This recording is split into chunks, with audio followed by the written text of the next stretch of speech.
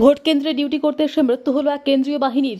বীরভূমের মুরারাই বিধানসভার অন্তর্গত জাজিগ্রাম 203 নম্বর বুথে কর্তব্যরত এক কেন্দ্রীয় বাহিনী ভোট করতে এসে অসুস্থ বোধ করে ঘটনাস্থলে অজ্ঞান হয়ে পড়ে যায়।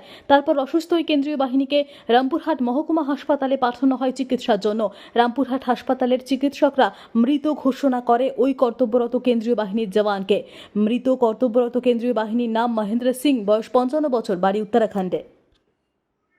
ভোট কেন্দ্রে ডিউটি করতে এসে মৃত্যু হলো এক কেন্দ্রীয় বাহিনীর। বীরভূমের মুরারাই বিধানসভার অন্তর্গত জাজিগ্রাম 203 নম্বর বুথে কর্তব্যরত এক কেন্দ্রীয় বাহিনী ভোট করতে এসে অসুস্থ বোধ করে ঘটনাস্থলে অজ্ঞান হয়ে পড়ে যায়।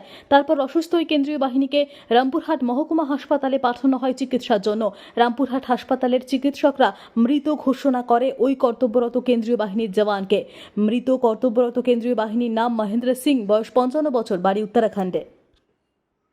ভোট কেন্দ্রে ডিউটি করতে এসে মৃত্যু হলো এক কেন্দ্রীয় বাহিনীর। বীরভূমের মুরারাই বিধানসভার অন্তর্গত জাজিগ্রাম 203 নম্বর বুথে কর্তব্যরত এক কেন্দ্রীয় বাহিনী ভোট করতে এসে অসুস্থ বোধ করে ঘটনাস্থলে অজ্ঞান হয়ে পড়ে যায়। তারপর অসুস্থ ওই কেন্দ্রীয় বাহিনীকে রামপুরহাট মহকুমা হাসপাতালে পাঠানো হয় চিকিৎসার জন্য।